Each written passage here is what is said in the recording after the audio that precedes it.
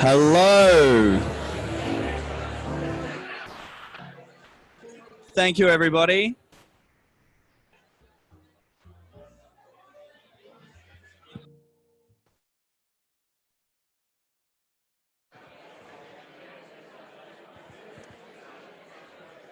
We'll get underway. If you could all just please find a seat. There's a couple more seats up in the front. 2 over here. Yeah.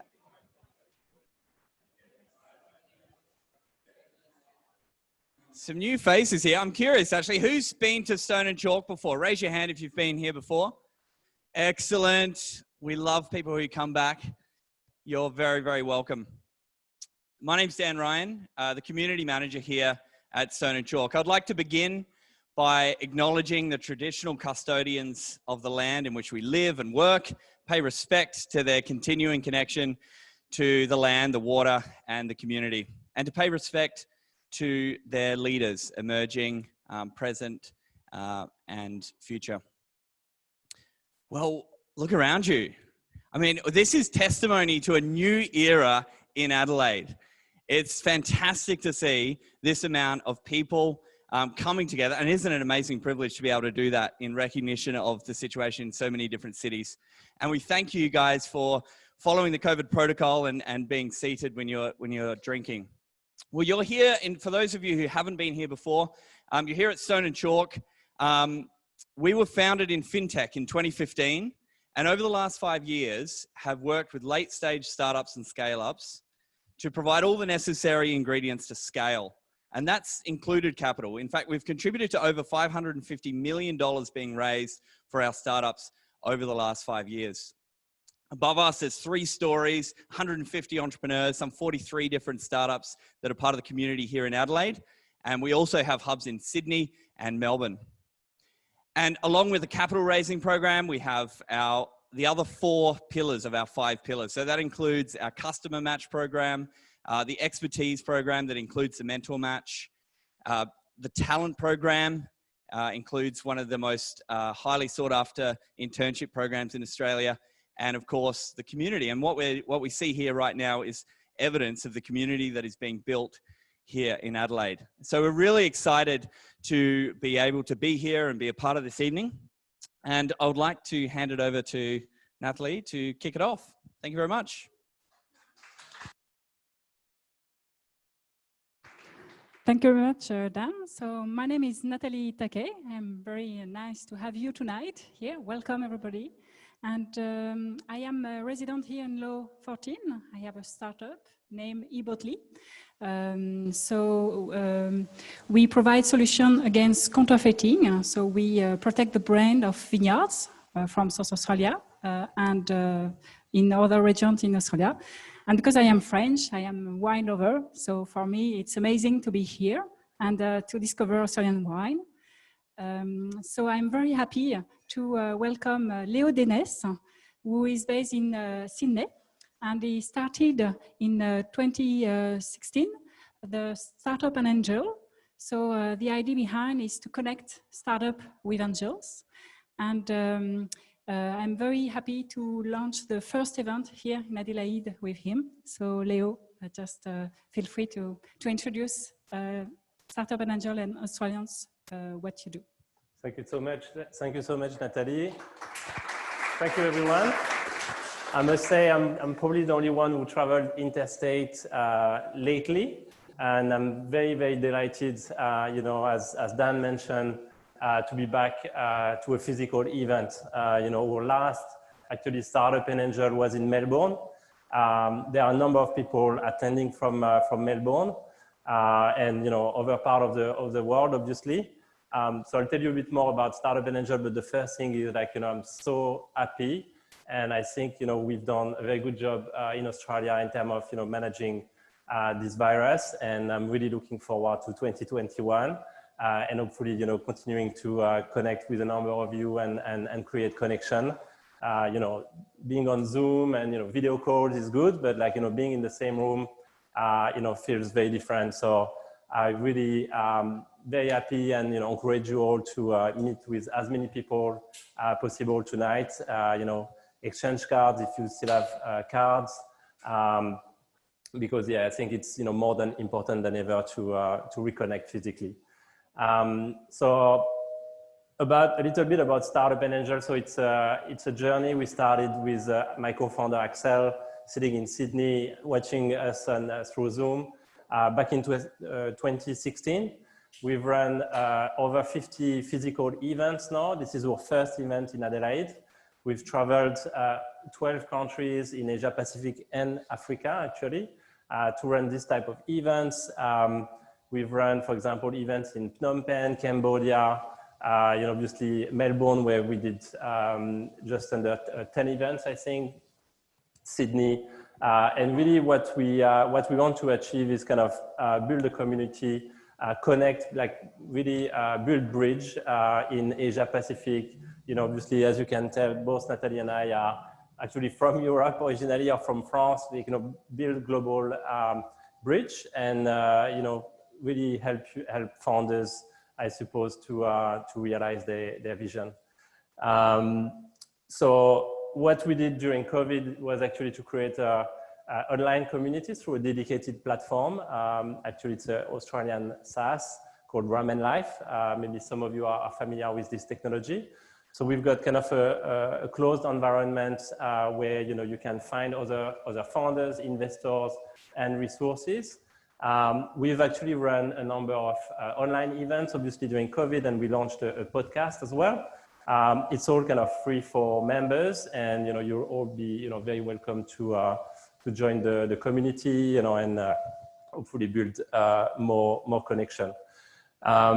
So we've got a couple of kind of annual partners. One is Pledge 1%. Anyone is familiar with Pledge 1% here, or is a member of Pledge 1%? Member? Are you a member? Yes. So basically, it's actually powered by the Atlassian Foundation in Australia. Is to encourage startup founder or startups to kind of share, whether that's kind of 1% of their equity, profit, sales, with donation to help kind of change the world. It's a beautiful movement, and very, very happy to kind of promote them. So when you register today, a number of you may have said, I'm interested to know a bit more. You will receive more details on how to join the movement, and what are some of the benefits you could get through this movement. We also have OVH Cloud. We'll play a short video about them, and Yan Ling, actually in Melbourne, watching us, their startup program manager, will speak for a couple of minutes through a video to tell you basically what they've been doing with us. So it's a major cloud provider, originally from Europe, OVH Cloud. That's been in Australia, based in Melbourne and Singapore, opening in India now. So if you need access to cloud infrastructure, they could be a very good partner for you. Mike, you're gonna be launching the video. Yeah.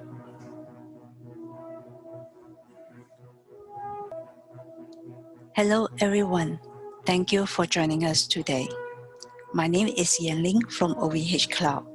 I'm the startup program leader for the Asia Pacific region. My role is to manage and develop the program in supporting the ecosystem and the startup community. We are very happy to partner with Startup&Angels by providing the community with more events, networking, learning, and business opportunities. We have been working with Leo and the team since 2019 for many meetups, networking, online panel discussion in Australia and in Singapore. We are looking forward for more to come. OVH Cloud Startup Program has supported close to 2,000 innovative businesses worldwide since we launched the program a few years ago. Back then, it was called Digital Launchpad. And this year, we are relaunching the program and named it as OVH Cloud Startup Program to include more perks to be offered to qualified startup and scale-up who join our program. We provide startups with reliable and affordable infrastructure needed to start and scale your business. With the program, Startups at all stages get access to resources including core marketing opportunities, technical support, and cloud infrastructure credit to up to $100,000 depending the maturity of your startup. With the credit voucher, you can enable services for hosted private cloud, public cloud instances, and also services around it, such as managed Kubernetes, managed registry, data platform, cloud storage, and many more. We have 31 data centers worldwide, across 4 continents, including Australia and Singapore. We're also expanding our business to India in supporting the Asia market. You can find more information about the program through our website, ovhcloud.com, or you can contact me directly. I will leave my contact detail at the chat function. If you can send me emails or call me and we can actually talk more about the program. Thank you and enjoy the discussion today.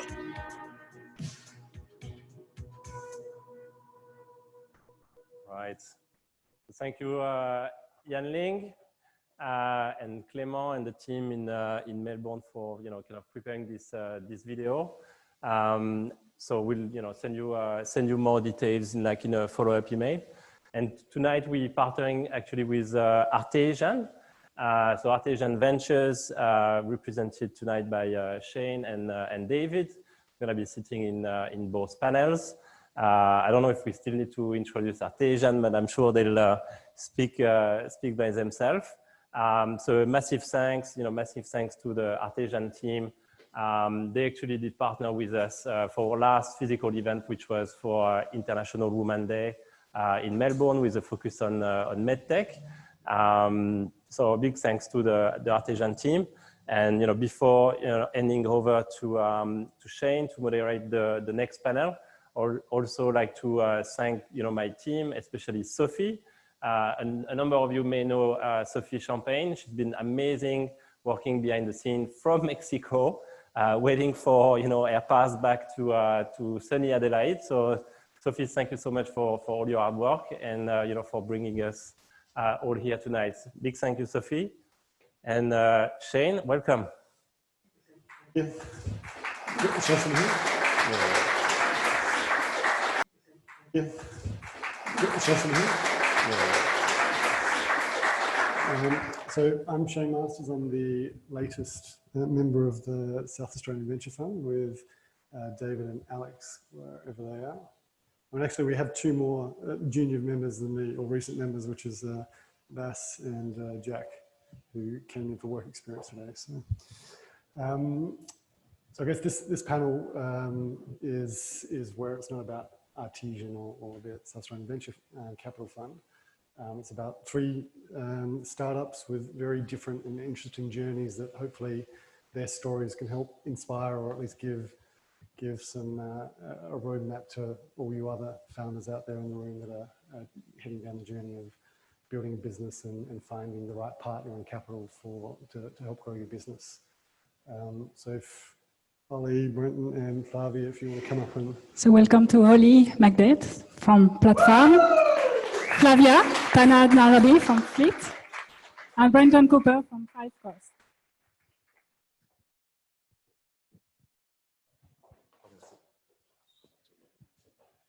So whilst they're getting ready, I'll give you a quick background about myself. So I grew up on the Eyre Peninsula and have spent went to university here and spent the last 15 years overseas working for minority growth capital funds. So a bit more on the PE side and keeping in tune with the French theme. The last 3 years I was living in France. So 5 weeks back in South Australia, very happy to be back. And hopefully some of the contact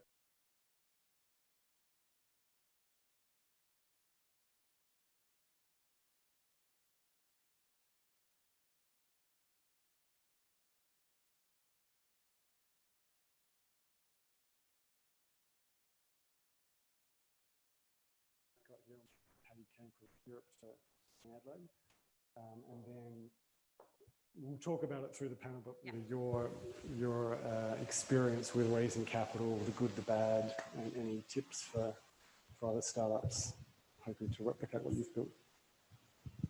Well, so I have to start. So I already 2 glasses of champagne. So I'm like, ooh, okay. There is like not a lot of air in this room. So I'm like, oh, it's time for a nap. Okay, so I'm Italian by background, and I've been in South Australia in Adelaide now for 7 years. Listen, my story is a little bit, what I love about today that I don't know many of you, so it excites me because I always talk to everyone. Everyone knows my story. They're getting so bored. But maybe some of you don't know me, so I'm very excited to tell the story again. Okay, so I'm a rocket scientist by background. Love space, love rockets. This is what I studied. This is what I've done in European Space Agency in Europe. And then I met my husband, and he was from Adelaide. And then I moved here, okay? So it was an interesting movement for me. It was very family related, but it started a big change in my life. When I came to Adelaide, it was 7 years ago, so I can promise you that the startup scene was very different than now. Very, very different. So what's happening now is actually quite exciting.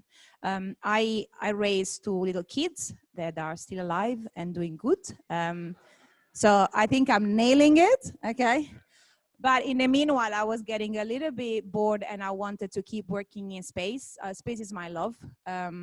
So I really didn't know what to do. I didn't have a passport, so I couldn't work in defense. I couldn't work anywhere. And I was pretty high level in space in Europe. So for me, it was like, okay, what's now? So I started a couple of startups, okay? Just a summary of this. I love space. So any startup that I needed to start was a tech startup and a space tech startup. So it's not that easy. So I don't know if how many of you know that since a couple of years, Australia's got a space agency, and the space agency is here. This is very new. So when I came here, there was no space agency. There was 0. So there was no space startups. There was nothing. So I remember saying to everyone, I should just start a space startup. It's gonna be cool. And everyone was like, not a chance that you can do it outside Silicon Valley. And that was pretty annoying since my partner is from Adelaide and Adelaiders do not want to move outside Adelaide ever. So I had to build it here. The past 5 years, I give you a couple of highlights. So Fleet, the company that I'm CEO and co-founder, is 5 years old, just turned 5 at the end of August. We have raised more than 20 million so far in 2 or 3 rounds, so it went very fast. We are building a constellation of small satellites as big as a shoebox. We are putting 100 of them around Earth for Internet of Things connectivity. So we connect devices. So we are creating a communication network around the world for device comms. Why device comms? Mainly for industrial IoT.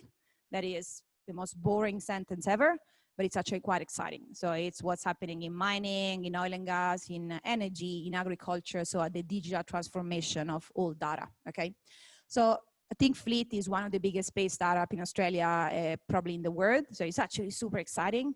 We raise money with a lot of great investors. I never raised before. I was a super nerd. And now I run a business that 1 year ago had 8 people. Now it's got 45. It's gonna have 150 people next year. It's just growing. We launched satellites with SpaceX, so it's real satellites, it's not fake satellites, it's a real thing. And we actually now getting to a lot of revenues. It's actually very exciting, and we work all around the world, and it's all been done from here. So I've been through the Angels, the Series A, the C, the Series A, and now I'm approaching Series B. So I am learning, as all of the people here, probably a little bit further down the some, and also trying to raise in a very complex topic, that is space, but nothing more than that. Oli, over to you. Okay, I guess just to share my journey, a bit like Flavia, originally from Norfolk in England, but we swapped our very, very small house in London about 5 years ago and bought a vineyard in McLaren Vale, which was an amazing thing to be able to do. So I kind of parted ways with my old world of running interactive TV campaigns and running a Facebook game startup, and then became a grape grower. So massive sea change. Platform started because of my frustrations becoming a grower. Like in viticulture, actually most tractors that you have going up and down vine roads are really small, simple machines with no technology on them. So I was wanting to use kind of imagery from space to direct my contractors to carry out work where I could see and my agronomists could see that it was needed most. But we had, because there was no tech on these tractors, there was no way to effectively communicate out to people carrying out work. So we started Platform very organically, and think of it a bit like a kind of a sat nav at its simplest instance, that I can tap out where I want work carried out on my vineyard. I share that with people who are doing work on our vineyard, and on their phones, they can, as they're going up and down vine rows, Platform is telling them to either start work or stop work or change rate. So it started totally organically just for ourselves, and we hacked it together with one of my co-founders. But it started to get picked up by other growers in our region. So it started to get picked up by the contractors. Then some quite major wine brands like Taylor's and Adelaide and Casella's started to use it. And then we got accepted onto a startup program in Melbourne called Sproutex, which Artesian are actually a supporter of. So that took us up kind of another level up. Then, like, really in the last 6 months, we've become like really focused on what is the global opportunity. So there's like 30 million simple tractors out there in the world, and they can all be made smarter just using a farmer's mobile phone. And the World Economic Forum, like they've done some projections, like basically no farmers really outside of Broadacre in a few countries actually carry out work with precision. They do the same thing to all of their land, irrespective of its variability. And if the WEF said that if 25% of farmers start to actually like use phones to carry out work with precision, that would result in those farmers saving annually $100 billion a year on inputs that they don't need to put out. So precision agriculture is all about putting the right inputs at the right time, at the right rate, in the right place. And this combined with space and what space can do, like making these devices ultra accurate, giving us imagery, crop health imagery of our vineyards, where every pixel is now a vine. So things from satellite can pick out every single one of my vines and tell me how healthy it is. And it now does that multiple times in a season. It's 10 times cheaper than it was 5 years ago when we became growers. So like this holds the key to basically transforming agriculture. If those same 25% of farmers do actually just start working smarter, that would result in about 300 million tons more food, which will feed a couple of billion more people on this planet, and ultimately help the industry to be more sustainable. So yeah, that's been our journey. We jumped on a plane just before COVID and went to California and met SVG Ventures, who along with Artesian are a really active ag tech investor over in the US. So that's helped us to kind of take the next step. We've had some amazing support here from the SA Startup Fund, which links into a deal we've done with Kubota tractors. So Kubota supply Kubota tractors are extremely reliable, but they're typically small, simple tractors. And they realize that the phone holds the key to making their customers carry out smarter work. So yeah, the SA Startup Fund supported us there. Also, Primary Industries South Australia has helped us to put in place a really exciting, very collaborative and open project in the wine industry to basically map every vine row in Australia using the same technology and bringing in that talent that's mapped the world's roads. So the people that basically have created that open street maps architecture, which powers Uber and like Ford Mobility and Lyft, we're bringing that talent now over into viticulture to apply that, to basically put those same building blocks in place in the Australian wine industry. And I'd say it's very quietly, but quietly we are doing absolutely world leading things at the moment, certainly in Vititech in Australia. So we just don't shout out enough about it, but there's kind of great things happening underneath the surface and things are really starting to come together. I'm Brenton Cooper, and I'm a little bit different. Unlike Flavia and Oli, I was born in Adelaide. I did leave for a little bit, but I came back. So I'm CEO of Fivecast. What does Fivecast do? Well, our mission is to enable a safer world. And we do that by working with our customers to analyse conversations in the online world. So we work with agencies in law enforcement, national security, defence intelligence, border protection, and beginning to work in corporate security.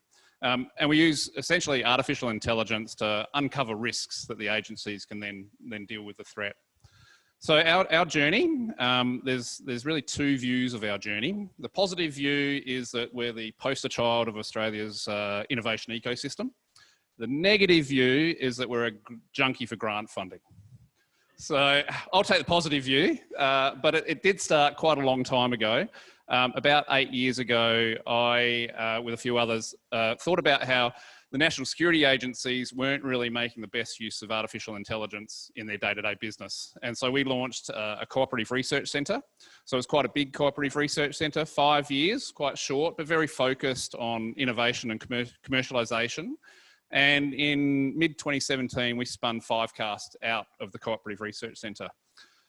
We then went on and we went to some of the people in the room here today, cap in hand, tech in SA, and got a small export market development grant, or export development grant.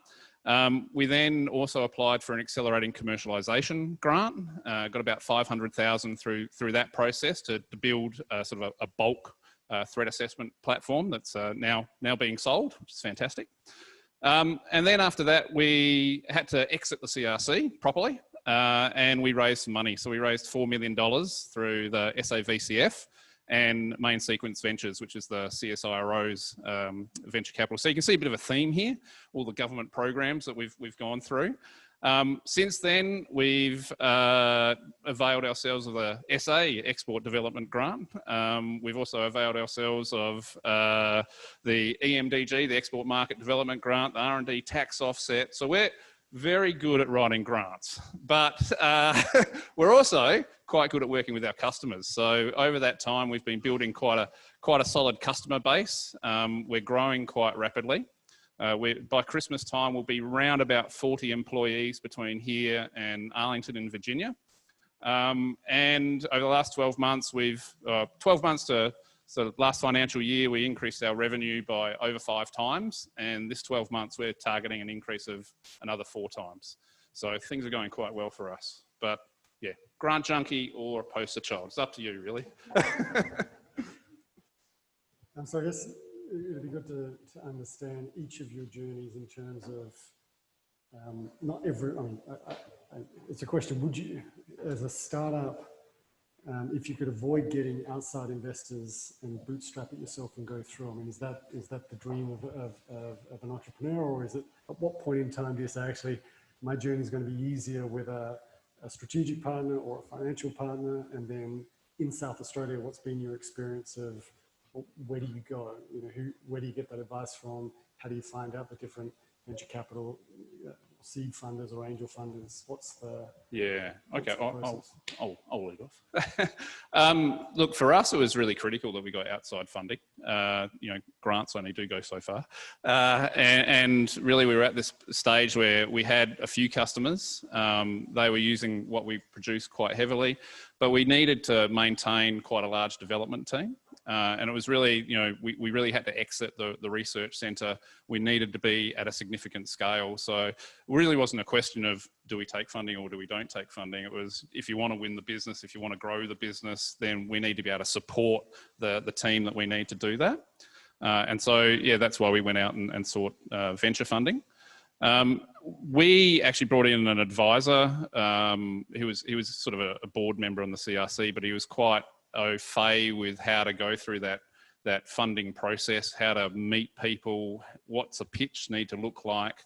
And the other thing I should say, and I didn't mean to, forgot to say, but the grant applications that we went through really set us up really, really well. And I remember when we were applying for the Tech in SA grant and the Accelerating Commercialisation grant, both our advisors then saying, you know, we've heard that once you go through this process, you'll understand, you know, the market, you'll understand your business case, you'll understand, you know, the challenges that you're going to face in growth. And it's absolutely true. It's all the questions we had to answer through that grant application process were the same questions that the investors wanted to answer as well. So I think we were really well placed to go through that process.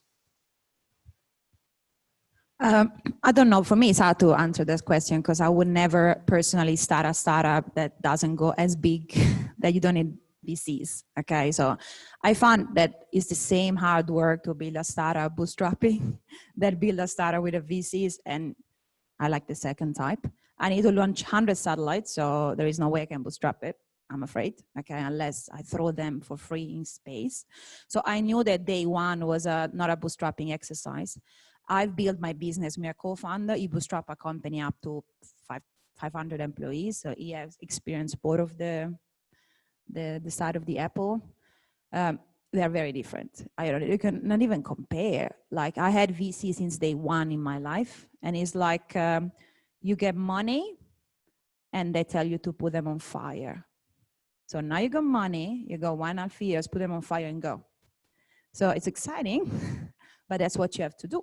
So I think, in generally speaking, the reason why in South Australia we got these big VCs because we went global day one, big vision, massive vision, and even thinking about Australia, just thinking about the world, massive trends, and VC likes these things. There is could have had bootstrapped. I just can't see myself bootstrapping anything. Not because I don't know business, just because the ambition is too big. You know, the dream is too big. So you need to just get a lot of support and inspiration.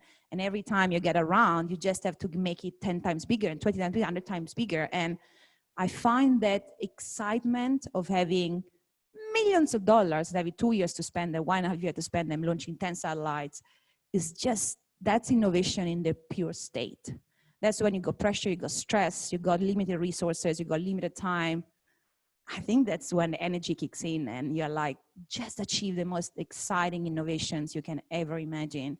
So answer your question, I don't know. You get the money outside, I guess. Do it big. I'd say I've kind of had two different experiences. My experience in London, like we were fortunate enough to start making Facebook games back in 2008 when Facebook first moved to London, and we had an incredible chairman called Dickie Dale who used to run the media desk of Citibank, and literally he believed in us as a team of people who'd come from kind of television and games, and he basically single-handedly pulled together the most amazing group of angel investors that we could have ever hoped for out of the game genres that we worked in. So we had like the head of EMI Music and a load of the England football team and Tim Cahill from here. And so we had loads of footballers because we made a football game, and we had people from music and we had people from film, but that was all under EIS. But it was amazing. Like I've never experienced the same rush as when Facebook, when they weren't evil at one point in time, they were really amazing. And they developed, like in London in 2008, they were the first company I ever saw turn up. They did these things called Facebook developer garages, which is basically what's turned up into these meetups. And like they made an ecosystem and they helped us to raise like serious amounts of money. And it was so exciting. And they also then stripped all that money off us a couple of years later, which is not such, that was when they turned evil, but it was great. And, but I'd say I've never, like there was EIS, there was an instrument in the UK that basically meant that our investors were, their downside was really protected. But there was just like, yeah, we raised quite a significant amount of money from high net worth individuals. And that doesn't seem to be quite the same here in Australia. It's very different here. So that feels very different, but was very exciting when it happened with Facebook. The other thing that we're in ag tech, and actually there's only a small number of VCs that either are impact investors or really understand the space and understand the kind of long-term nature of agriculture. So Artesian are one, Tenacious Ventures are another, the CSIRO main sequence, they invest in some deep tech stuff in our space. But yeah, so it's very, very different in ag tech. But no, very happy with like having support. SVG, again, having that little bit of, I've never worked with Californians before, and that's been a real eye-opener in a good way, and really pushed us.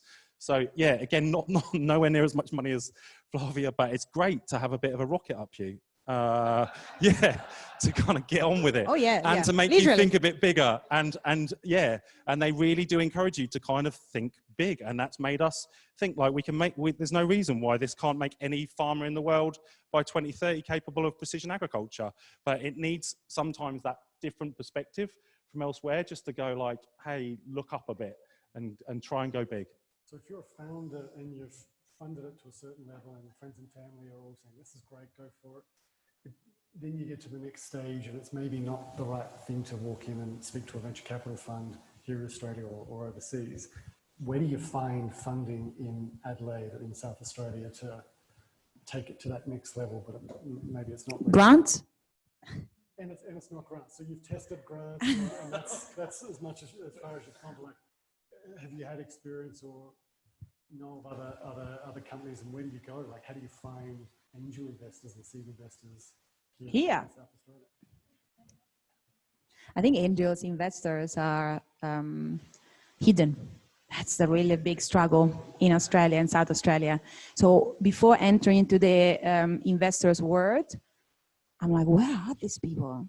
Like, how do we find them? And still, it's important. Once you're in, you know everyone. Like, you're like, just 2 days ago, where were the people? So it's very, very hidden. And it's really a pity, because great opportunity from startups and from investors is about funnel. You need to talk with a lot of people, and you need to learn and make mistakes and talk and invest. And, you know, even angel investors, they need to spread their risks, invest in different things. But if they don't know we exist, and you don't know you exist, the match doesn't happen, right? So how is that profile building? If you're a startup, how do you get profile? I don't know. I think what we did is, it's hard to say, you know, because in my case, such a big startup, you know, such a space startup led by a woman, it's terrible to say, but makes PR, you know.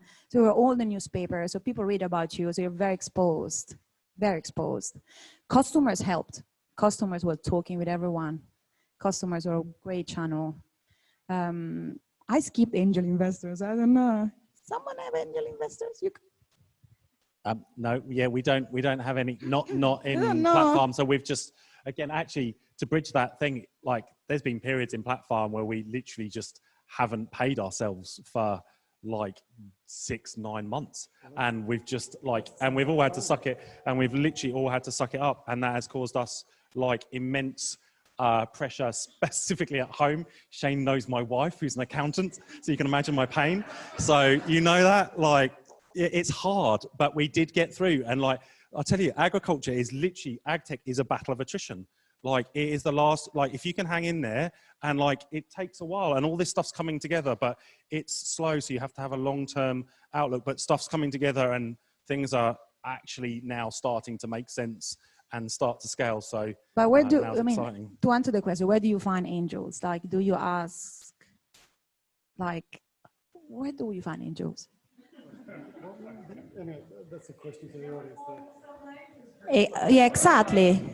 You know, we've never been there, but you know, there are things now. You know, there are things in place. The problem is sometimes people do not even know that those things are in place. But I think if you research them, you find them. Now, if you Google it, exactly. We're get out of your garage. There's obviously like, well, there's this group that Leo's leading. Like Jason is helping to lead Innovation Bay, which is a different group of angels that exists in Sydney and Melbourne, and they're actually doing a specific ag tech event in November, I think, in Sydney and Melbourne. So yeah, we'll definitely try and get along to that. And like Flavia said, it's like quite hidden. We've just recently been able to kind of go and pitch to like some angel groups in Sydney just before lockdown that they're just not very publicly known, but it's like a little network. And once you get inside the network, they let you in, and somebody had the faith in us to let us get in front of this group.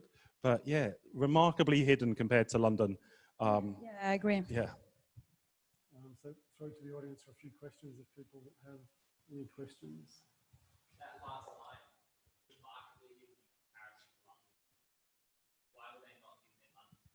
it was just like so many more, it was just so much more active.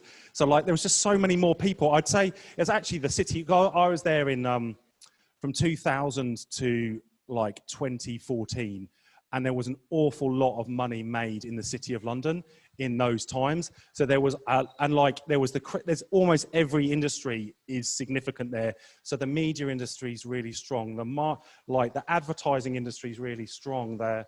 And again, good people came and found you. Like our chairman, Dickie Dale, like it just these kind of really great, spontaneous, serendipitous meetings of people that open doors for you, like very willingly, just happened. That doesn't happen as often, I've found, in South Australia. And this guy, Dickie Dale, like he was the person who led our round. He just gave us some money, said, trust me, I'll get you $1 million and to start with $2 million to start with. And he did, and that just led on. But I know tons of other people like us that that also raised money. And again, we were just there when Facebook happened. Like there was a bubble, and ad tech and games and a couple of other things just exploded. And people came out of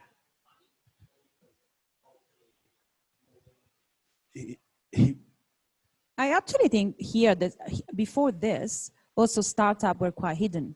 So it was really hard for angel investors to know who is good or who is not. Now, if someone wants to invest, can come in here and talk with one of the guys and say, okay, let me know what are the good companies. Can I have a coffee? Can I have a chat? So I think there is a system that they are putting in place in the city. There is a system. There are groups. So it's happening. It was not there 5 years ago, but it's happening now. Pretty sure if someone wants to invest, there are 10 to 20 companies that are really worth it to look into. There are not a million. They're going to get more and more. So the system it's happening.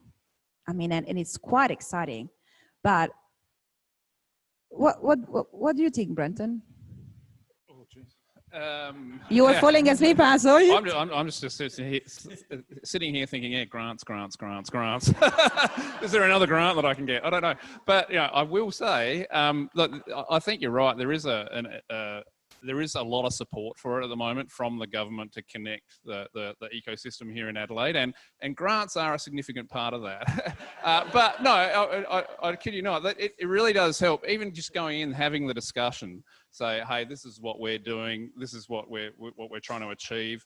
We're looking for some grant funding. There's small ones. Our first grant was $50,000. And it was a sort of a 1-to-4 matched funding, so we had to put $12,500 in. But that got us known to the people in the government, got us known to investors. We could then go start speaking to VCs about, hey, we've got this, this grant. And then we went and got another grant. We've got this accelerating commercialization grant. That's a stamp of approval. And I remember Doug and Grant Steinberg telling me this is a stamp of approval, and it was. So, start small. Look at every avenue you can. I think Fixie and the Office of the Chief Entrepreneur are doing a great job. I think Lot 14 is a great thing. So I think there's a whole lot more support. I didn't do angels, but there is a lot of support for early stage. So.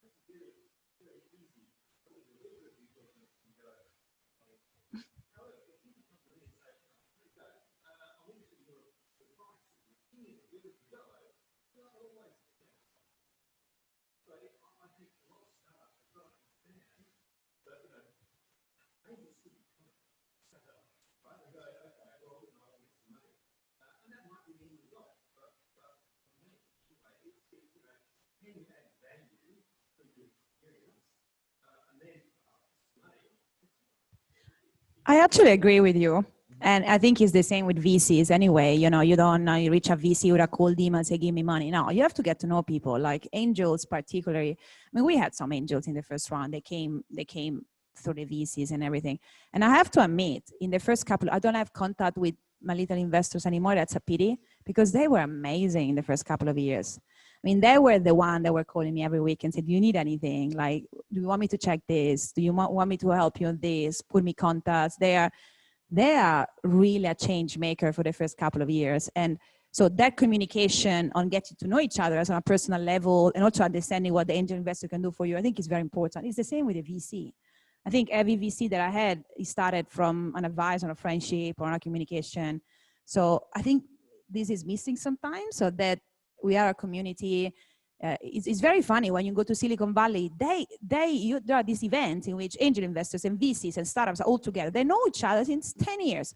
So investors know you. They're just waiting for you to come up with a decent idea, you know, and they're like just monitoring you and say, okay, let's see if this idea is better. So Adelaide is amazing in terms of collaboration and friendships. That's the soul of this state. You can reach anyone if you ask. You can be everywhere when you ask, but my feeling, what I said, is that if you actually have a startup that is going to change the world, they will know. Like you're not going to be hidden. You know, if you have a startup that is really making an impact, they will all see you. So isn't the problem before, like, why don't we be startups that are actually massively amazing? And then no one will be hidden. You know, everyone will see you and everyone will want you. So let's work on that.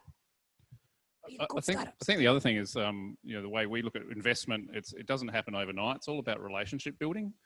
So getting out there and meeting potential investors, telling them your story, telling them what you're trying to achieve, and then going back and back and back to sort of update them on how things are going.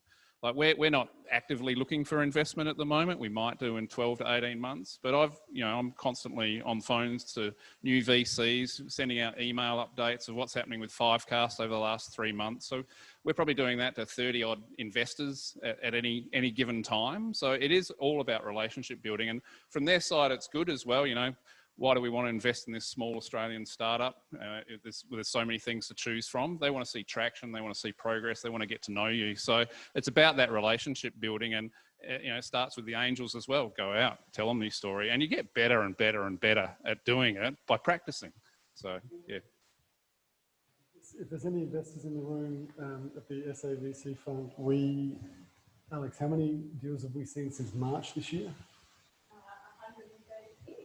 Yeah, so we can't invest in many. So what happens usually is people come in and they say, okay, this is where we're at, and we'll either point them into the direction of other, if they're at seed stage or other investor grant programs. So at the moment, we're a bit of a lighthouse because there's not too many VC funds in South Australia. But if you're a founder or startup, come to us. The chances are it won't fit our precise metrics of investment, but we're here to try and help the ecosystem as well. So if we can connect you with corporates in America and Europe, which is through my network, or Alex and David, obviously are really strong here in Australia. So that's another function that we play as part of helping startups get capital. It mightn't be through us today, but in a couple of years' time, that's what we're working towards. So I think we're nearly done with time. Yeah.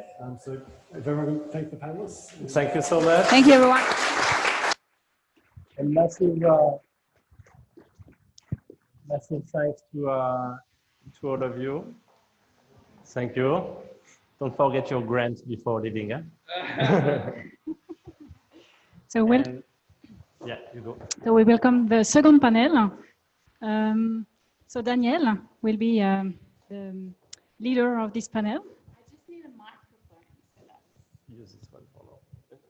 sorry, everyone. I was just getting notes from Michael about we should introduce the name Fairy Investors and Henrys as an acronym, which is High Earning Not Rich Yet Individuals.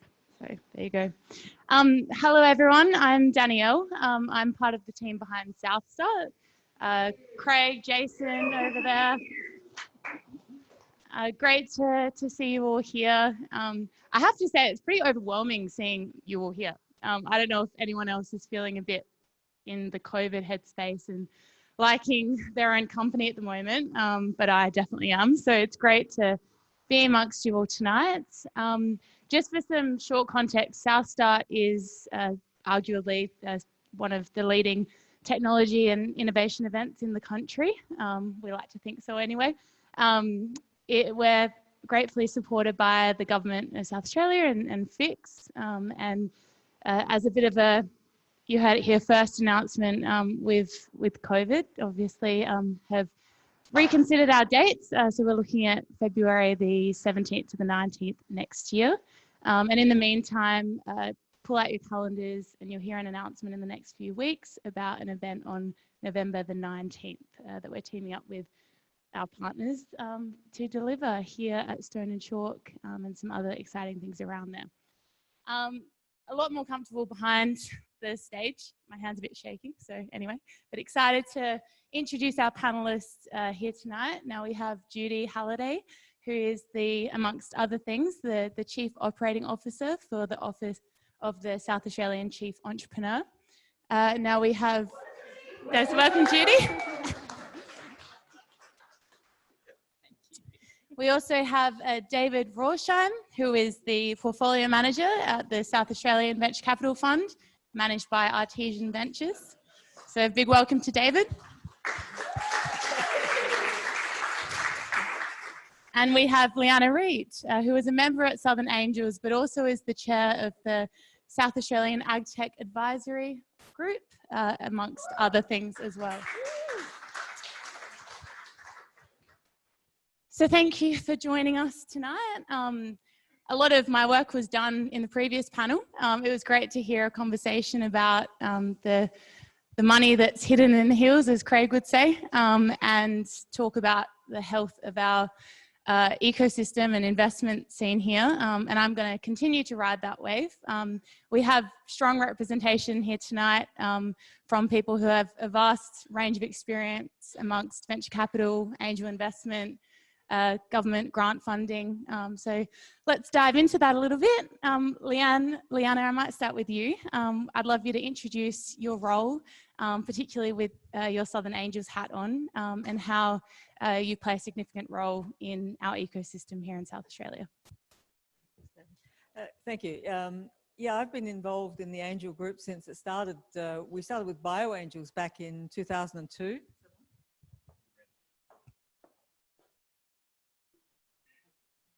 Can you hear me? Yeah, it seems to be on. Okay. Just recently, a year ago or so, we transformed the Southern Angels, which expanded its effort, and Josh Garrett's our executive officer over there. We don't hide under a bushel. I think we're out there. In the last year, we have assessed, I think, about 100 different companies, invested in a total of 7, I think, over that time, and invested over $1 million. So these are all from high net worths in, your own investments, doing that. Adelaide, of course, is a relatively small scene compared to, say, Melbourne in the angel network, but it's a very important one for reasons we'll probably discuss. But I see things from both sides of the fence because I've also founded a biotech company, TGR Biosciences. I chair a couple of early stage high growth companies, Carina Biotech and TechSite. So I see that from that side of trying to attract capital, and from the other side of that, and I'm also involved in, I'm on the board of Uniseed, which is an early stage venture capital company. And on the government side of things, I get to what Brendan said about grants, on the biotechnology investment fund, biotech investment fund, which has awarded a number of venture capital fundings to existing venture capital funds. So a whole range of things apart from other things I do and AgTech advisory and so forth. So industry support systems, I'm happily not in an executive position anymore. I love it. So I get the chance to give advice and walk away. Thank you. David, I'd love you to introduce yourself and your role at SAVCR. Sure thing. Thanks for having me. I suppose I have to also confess to the joys of not being in an executive role right now. My last 5 years was running Uber in Australia, which was certainly a 24/7 job. But before that, I was schooled in venture capital in San Francisco, working with a fund named DFJ. They made super early stage bets. Frankly, those partners had already made a lot of money, so they're at a stage in life where they're only doing things that they thought would change the world. The byproduct of that was often that it also, made some money, but it was a big eye-opening experience for me around the sort of the right scale of ambition. If your internet company you should think global because all of your competitors are thinking global as well. I am now with the SA Venture Fund. That's not a new concept. It's a few years old. The government over the last few years has had a suite of initiatives to help bring the startup ecosystem out of the dark ages, which were described by Flavia. There's some support for the super early stages of business. The SA Venture Fund is there to help startups that have a product. The idea has been created. It's not just a business plan. You potentially got a few customers that we can talk to and validate that it's a real product that has real customers and a real need. And you're looking to expand, maybe nationally, internationally, and compete on that global scale. It's a for-profit venture. It's not a grant program. When the SA Venture Fund invests, it is buying equity, just like any other venture capital fund. So we're mindful that the best entrepreneurs have choices, they have options, and there's other venture capital funds they can take their money from. And it's my job and Shane and Alex's job to hopefully be the fund and the individuals that the startups want to work with. That's what we're up to. Thanks, David. Over to Judy. I don't think I can say that I've escaped executive roles, so I can't, but I can say that I have escaped from executive roles in startups, which is what I was doing before I started working with the South Australian Government. And so I'm the Chief Operating Officer for the Office of the South Australian Chief Entrepreneur within the Department for Innovation and Skills. And I'd like to shout out to the Minister who's just sitting there. Good evening, Minister, nice to see you.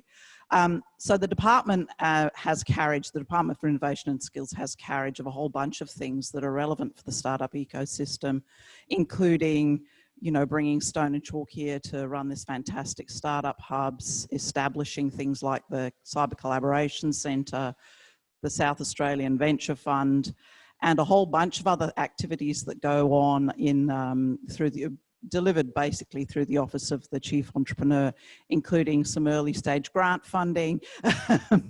So there's a whole bunch of things that are happening in South Australia and have been happening in the last few years that are designed to really shine the light on entrepreneurship and startups and the value and benefit that they bring to us as individuals, collectively as a community, and to the world at large, and to really also help people to start thinking about their businesses in a global context.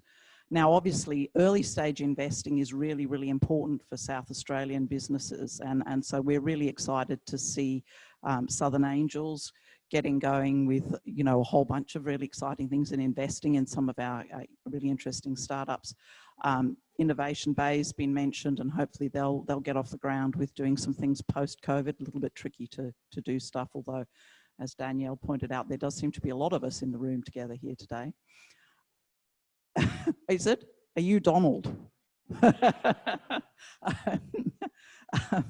So I guess what I'm here to do is to talk about what we can do for startups and the ecosystem through things that are going on from the South Australian Government's perspective. But I will also confess that I have been a founder in startups that have taken angel investments. So I do have a track record and expertise in taking angel investment as a startup founder, both Australian angel investors and US angel investors. I might. Ooh, now there's a difficult question to answer. Some of those things are still, actually all of them are still a work in progress. I'm just not with them currently. Might just jump on that. What was your experience? What was the difference in experience at a personal level, taking venture fund or taking angel investment and dealing with grant funding and looking into venture capital?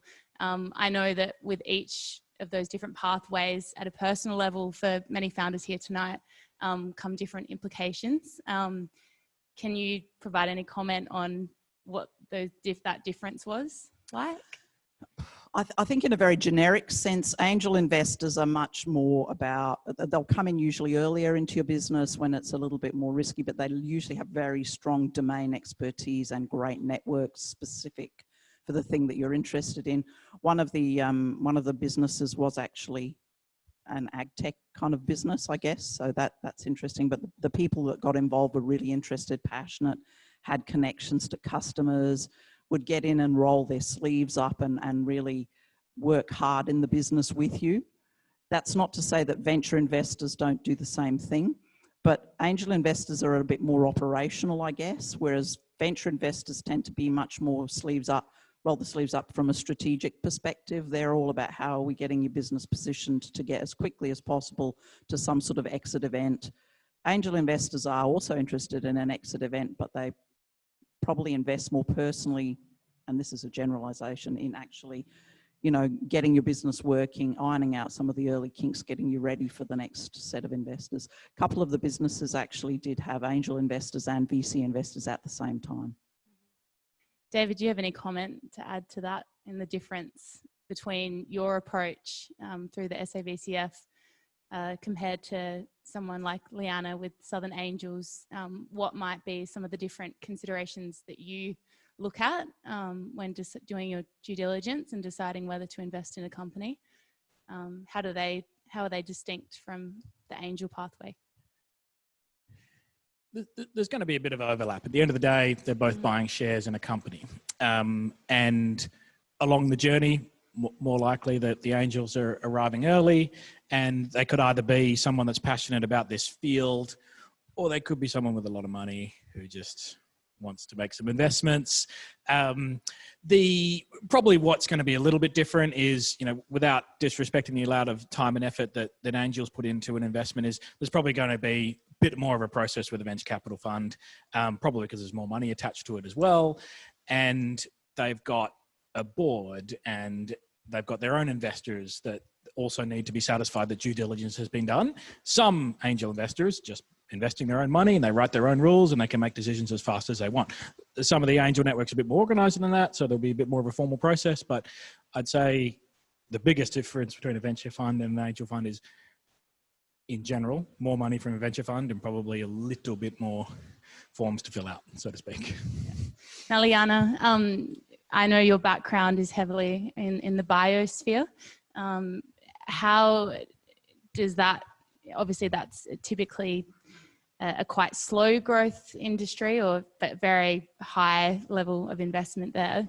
How would someone looking at approaching Southern Angels from an ag tech background, how would you assess them compared to someone that had a med tech company?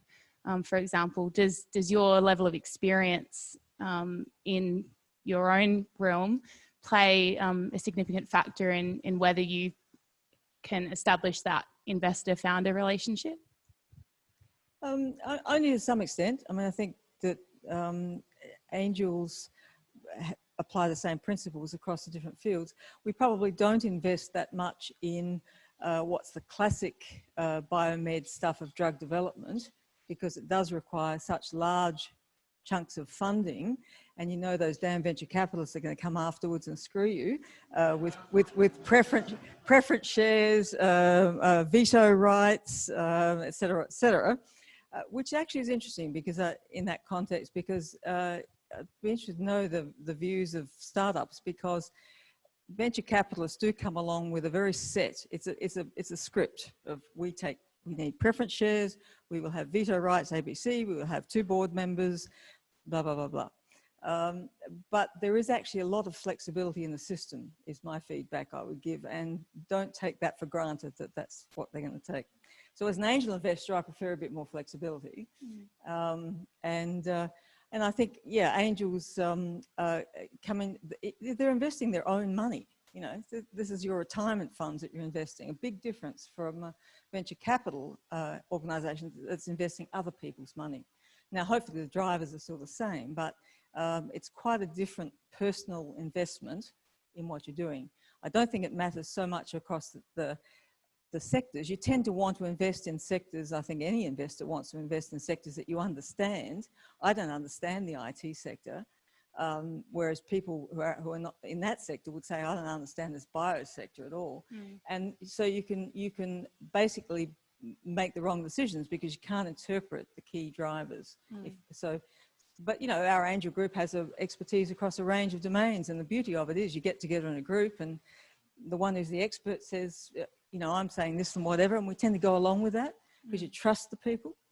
At the end of the day, it's a people thing. I think we said this in the last panel, that who you know, how you get to know people and the trust in the people and their capabilities it has to be the most crucial thing, because probably, I don't know, of the companies in this room who started out with an idea, how many are on exactly that same track now or have changed directions as a company? How many are not on the same track as you absolutely started a company? Hands up. Yeah. Stand up. Yeah. So what you do, and that happened with me with the company I founded, TGR Biosciences, which started out developing a therapeutic, had a terrible clinical trial, and that was the end of that. We ended up being a successful company. It's been sold now to a UK major company because we're in the area of assay kit development for the bioscience area. Profitable biotech company, which is a bit of an oxymoron, I think, but that's the way it was.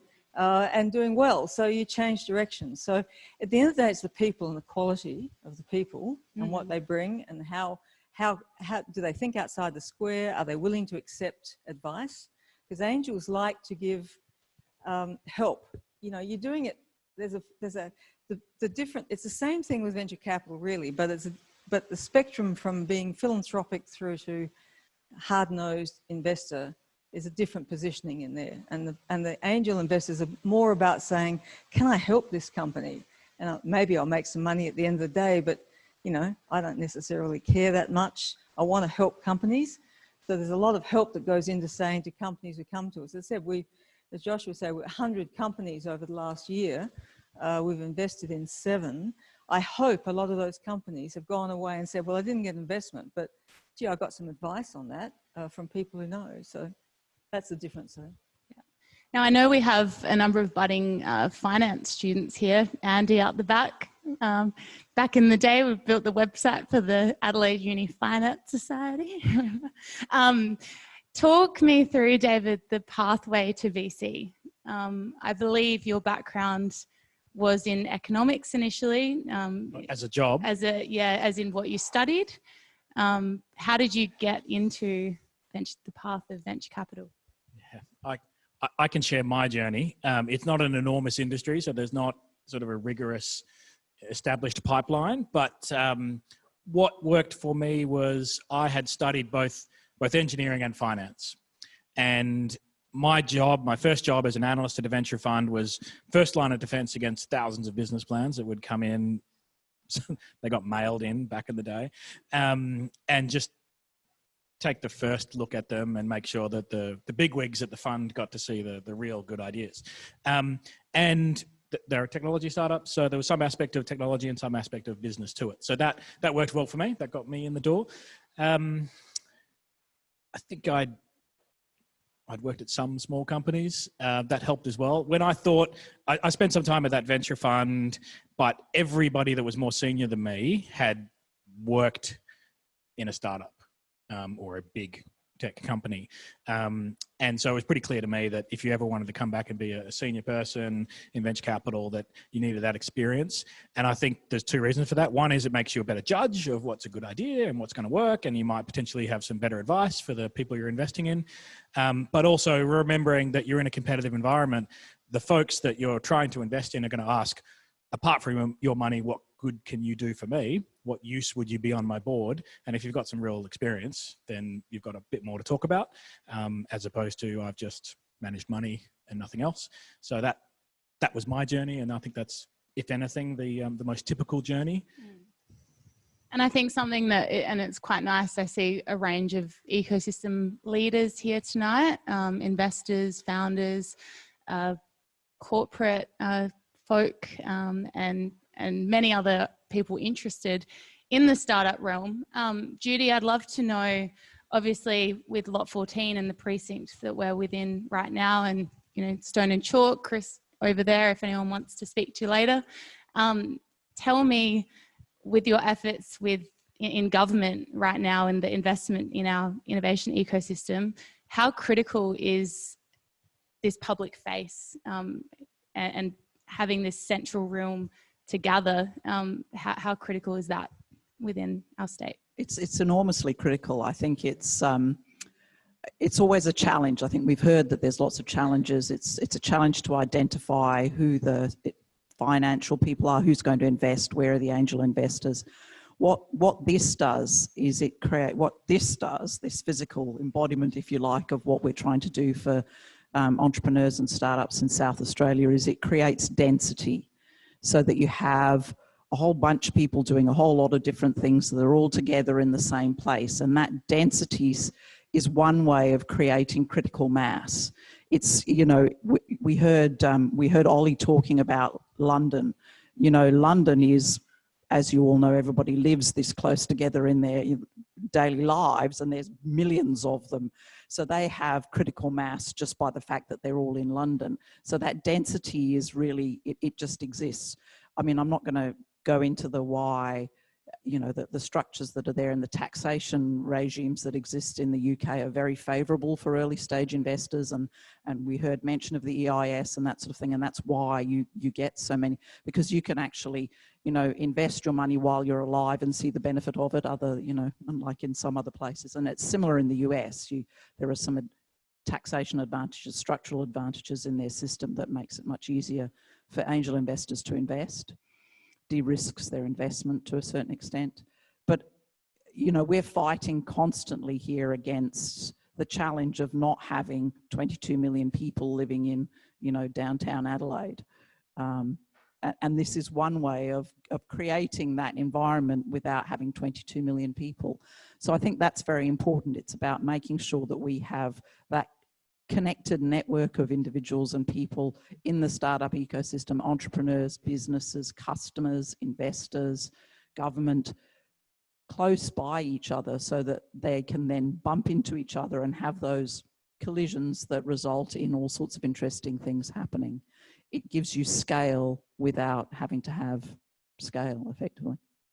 And just for the audience's benefit, what are some of the key programs, like the Gov2Gov program, the RCFS fund? What are some of the key initiatives that they might like to go away and do a Google search about after this? Well, as you know, we do have grants.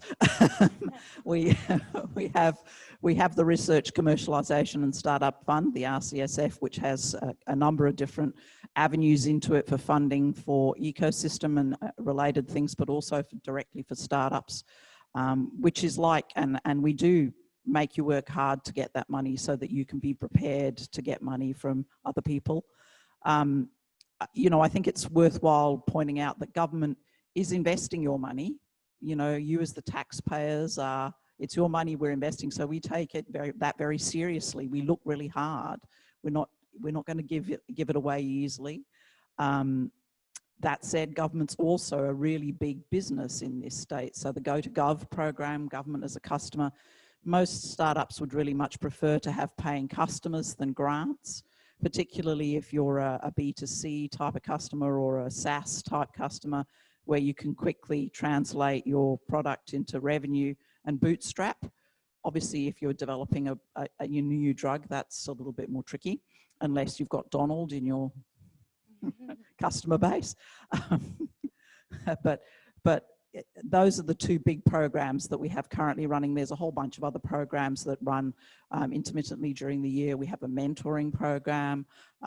We provided funding through to a couple of the angel groups to get, you know, activate angels. We provide funding to South Start, various other things. So there's a whole lot of levers that government's pulling, if you like, to try and build that capability, capacity and density in the system. And David, how are some of the ways that people can get in contact with you via SAVCF? Trying to provide some tactical takeaways. Oh gosh, hopefully we're not hard to find. My name's David Rocha. I'm back of the room. You'll find Shane, you'll find Alex. So, you know, if you're in this building, it's not too hard, but I'm you know, conscious that Lot 14 is not the only place that innovation happens in South Australia. So there's a website, www.savcf.com, South Australian Venture Capital Fund.com. That's probably the right starting point. But, you know, Judy knows where we are. If we think that the grants program is a more appropriate place for somebody, we'll redirect you elsewhere. If we think that, you know, a specialised venture fund in your domain somewhere outside of South Australia is the right place to go, we'll also make those introductions. Yeah. We have there's two missions. Like I know the Treasurer has great interest in what we're doing because we make investments, and I think there's an expectation that hopefully that's a great investment and that we make money for the state. But the the Minister for Innovation and Skills is interested in just entrepreneurship succeeding in the state in general, whether or not it's just this fund making money or not. So we also serve that mission to just help. And Liana, how can people get in contact with Southern Angels? Look up the website for Southern Angels. Josh Garrett's sitting over there, our executive officer. Put your hand up there, Josh. Stand up. Yeah. So, yeah.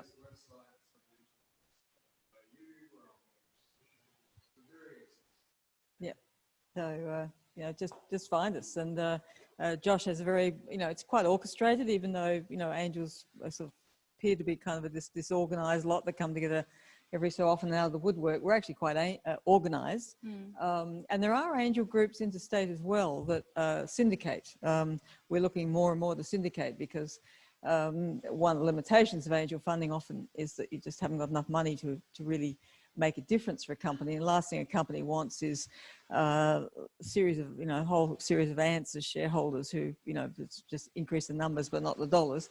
And so syndication is one of the things that we do. So that's, I'd also encourage people to look up, particularly Melbourne Angels, very, very well organised, but Sydney and Brisbane as well, to look up for them. And we're very happy to work with them. Fantastic. Yeah, Josh was talking about his Notion setup for Southern Angels, which he's very proud of. Is there any audience Q&A? Throwing the mic to the...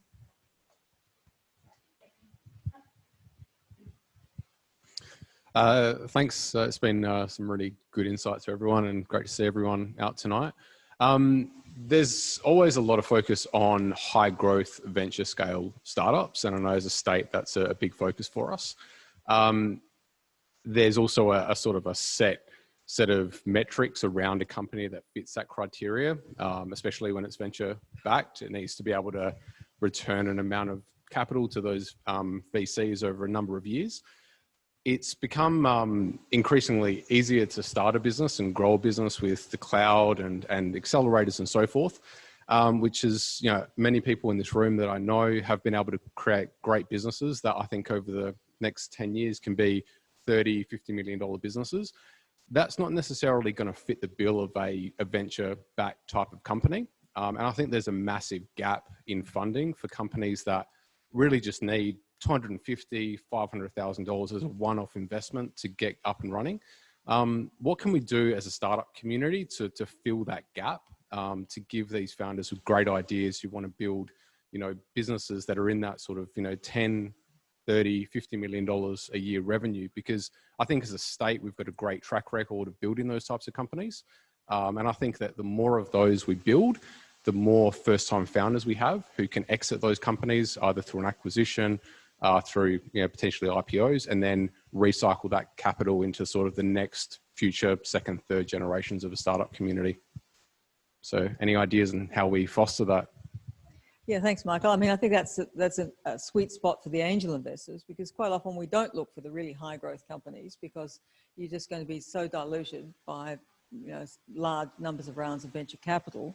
And you feel like, well, you know, what influence can I have? I want to help, you know. It's so angel investment tends to go for a bit more of, I call them the organic companies, and perhaps help them achieve that. I agree there is still a gap there that's hard to address. It's a real, you know, you get that 3 F's funding, and then, you know, you're not at the point for venture capital, and then you've got to do all these equations, which you do often quite theoretically about how I'm going to be a 10, 20 times return type company. It ain't the case. I think actually we probably need to put in the Australian environment with the kind of investment funding position we have, which is not like the US, more of a focus on companies thinking, how can I actually achieve a bit of cash flow is a good thing to do. So one of the companies I chair, for example, TechSite, is already, it's only 2 years old, so it's already generating $500,000 per annum in commercial revenue. We get grants too, we like those, Brendan. Yeah, and the investors like you to say, well, I'm going to double your funding in a non-dilutive way. Yes, thank you. So that's very, so it's good, but generating commercial cash flows, a slight deviation, only slight, from what its ultimate growth strategy will be, but having that cash flow, particularly in this environment, is one hell of a protective factor, and I think a positive for investors. So some of those sorts of business strategies and also the types of investors, but I think we have a gap that way. In somewhere a bit between the full-scale venture capital and the angel, the Uniseed fund that I'm on the board of is, unfortunately, we don't have it in South Australia, which is a bit of a gripe of mine, but they have members of 4 universities on the East Coast plus CSIRO, and they invest for those entities, spin-outs from those companies. And it's a bit of a hybrid. So, for example, it's not a closed fund, because that's the kind of company you're talking about. One of the deadly things is a closed-end fund. You know, a 10-year closed fund. And this happened to me in TGR Biosciences. We had a very friendly venture capital investor, but he invested in us at year 5 of his 10-year fund, and he thought he was going to get an extension. And then we hit the global financial crisis, and all the investors, super funds and things said, we're out of this game. Sorry, you have to sell this company. So we were forced to end up selling TGR Biosciences as a management buyout for a song, which stuffed a whole lot of the original investors. Because of that, it turned around and grew, as I said, in this assay kit area, and has been very successful. But a tough thing for a company to face when you're at that phase, where Uniseed is not a closed-end fund and provides a little bit more of that between angels and venture capital of nurturing of early stage. Invest a bit earlier than what venture capital would do. So I think we need more of those funds.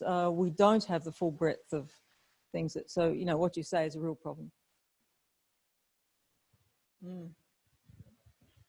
I agree with your observations. The SA Venture Fund was set up to solve a particular problem. There was an observation a few years ago that within that high risk, high return, many startups fail, but some take over the world place, there were not enough people in South Australia investing. So I believe that's why we exist. But yes, in more mature startup ecosystems around the world, the funding options have become a lot more diverse. Venture debt's one of the first examples, but you know, I've heard about funds that will, you know, if you're in the consumer or the SaaS space, they'll specifically fund customer acquisition. If you can come to them with a year or 2 of cohort data that says, for every $10 we spend on marketing, we pay that back in 9 months, 10 months, 12 months, they will fund just that marketing budget for you and take a percentage maybe of the new revenue or this or that. These are more mature market funding options, but they exist, and you know, potentially folks in Adelaide could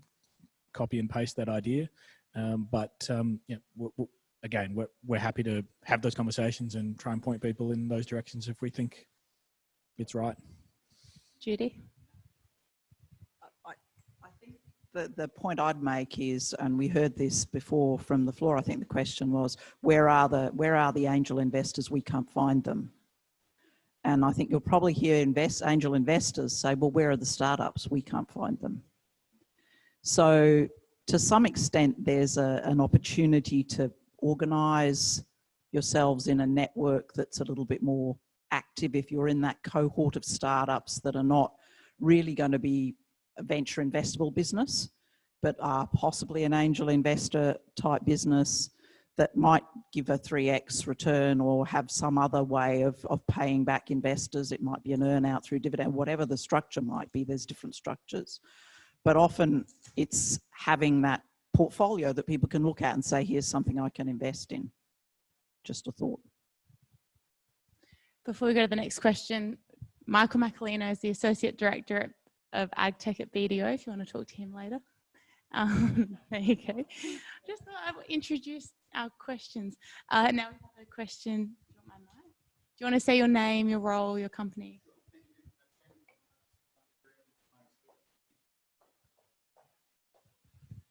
Thanks, Daniel. Daniel Polaris, Director, Polaris Legal. And my question's for David. When you returned to Australia to start up Uber here, I understand ride-sharing services were still unlawful then. It seems quite a significant challenge to overcome. My question is, what was your strategy to overcome the challenge, and what advice would you have for startups facing similar challenges? Yeah, winding the clock back. I came back in 2012, and as I was winding up at Uber, I actually dug out my old Excel spreadsheets that I put together where I calculated what did I think the size of the market was in Sydney and what might this become. And I got to a number that was wrong by a factor of 50. And the company I joined at that time was just the luxury product, Uber Black, which it still exists today, but it's a more expensive option to taxi, so therefore not for everybody. Ride sharing came a couple of years later. The core ingredient in everything that we were able to achieve was it was a product that customers were really passionate about. And at some point, when there were decisions being made in government, we might ask them, hey, if you've got an opinion on this topic, here's the email address for your local member. Please have your voice heard. They only did that because they were really, really happy about what they were using. It helped that they were grumpy about the prior alternative. So there was quite a lot of passion in that, but we had nothing without customers that were on board with what we wanted to do. The company was born at the right time because because it was a location-based service. We had some sense for who your local member of parliament was. Twitter was a thing, so you could just press one button and start tweeting. And so social media suddenly was capturing their attention. So we had the right tools at the right time with the right product. But as far as repeatable lessons, it's just, your customers will be your voice. That's the only reason it worked.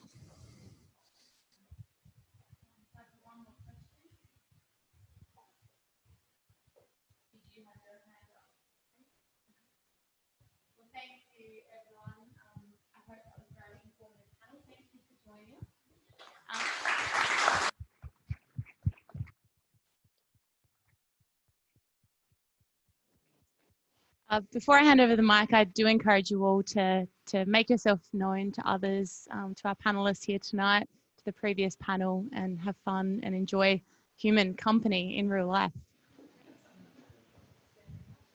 So thank you for all your speakers. I just would like to welcome David Pisoni, if you would like to come here. And I would like... So as you know, David is our Minister of Innovation and Skills. So I will give you the microphone. Well, thank you so much. And of course, David, I remember those emails coming in. And then almost the next day, I'd get the same number from the taxi industry. So it was but of course, we were in opposition back then, but we were still very supportive of innovation and the new way of doing business. And of course, we haven't changed as a government. This venue that you're sitting in now, when we were elected in March 2018, was an empty hospital site with abandoned. Basically, there was no plan other than the one that we took the election. What's interesting about that is that the Innovation Centre was a way of using the old buildings because, you can't knock them down. They're beautiful buildings. We wanted to activate them, but it's now become the entire focus of the whole site. It's amazing how quickly the desire to build an ecosystem for startups and innovation has taken off. And it's not just, of course, the work we're doing here. We've got other innovation centres throughout the state. We've connected both Mount Gambier and Whyalla to the SaberNet. It's a very fast government-owned, university-owned fibre system that connects those regions to the rest of the world on fast internet. And of course, we've even introduced for the first time in Australia, innovation and entrepreneurial curriculum in our high schools. And I was just sitting here listening to the panel and imagining in just a few years' time, as we're starting to change the culture here in South Australia, that this will be year 11 and 12 students being this engaged in venture capital. Wouldn't that be a turnaround for South Australia, where kids are going to school, not in the hope that someone will give them a job when they're finished, but with the ambition of making jobs for others through starting their own businesses. And that's the vision that we have as a government. Tomorrow we'll be announcing our Excite program here at this site. I think just over 12 hours time, I'll be back here with the chief scientist who's done an enormous job in engaging and understanding the entrepreneurial sector and the innovation sector here in South Australia. And we'll be announcing what we'll be doing to support the Innovation Centre. I think Tuesday night's budget, there's some terrific news for R&D.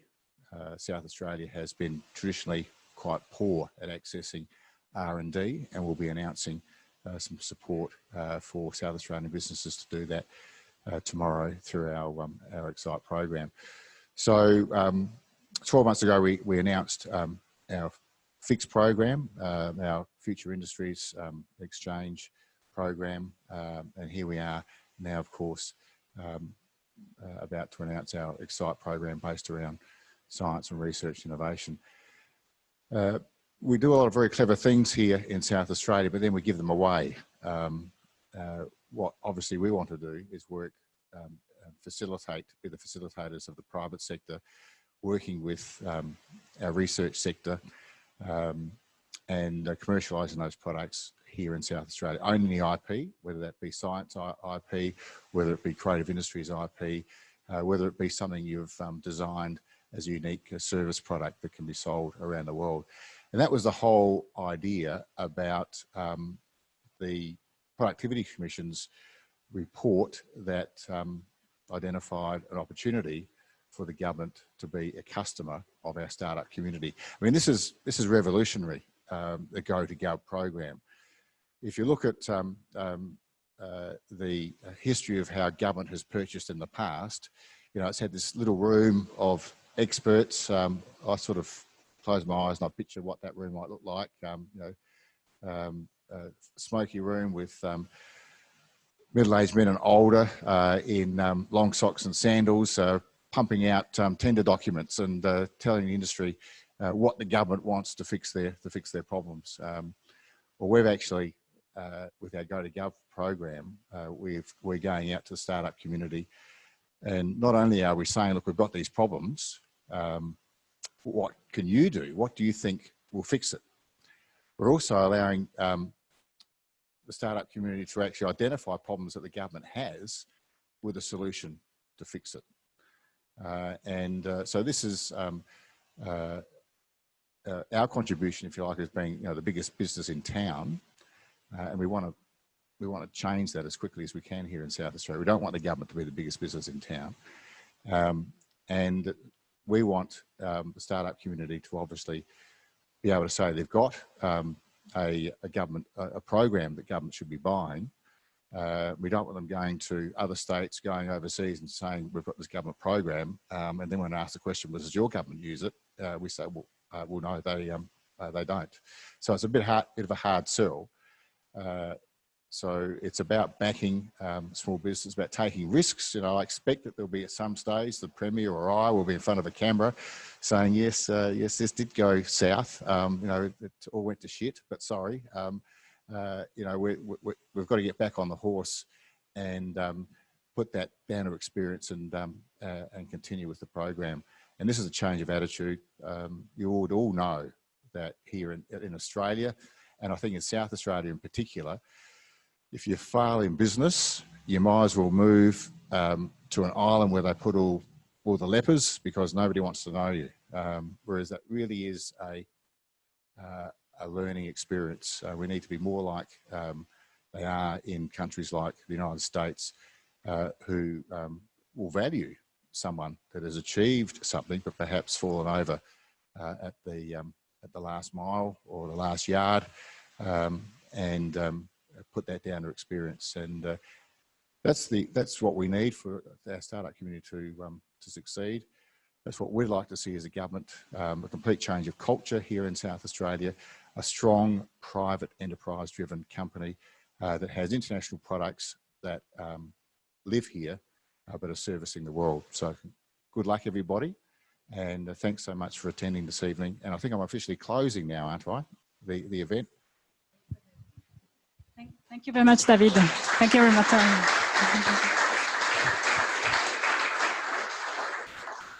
So before Leo will close in two minutes, I would like to thank you, all the Stone and Child team, especially Mary, Marion, Mike, Chris, and Dan.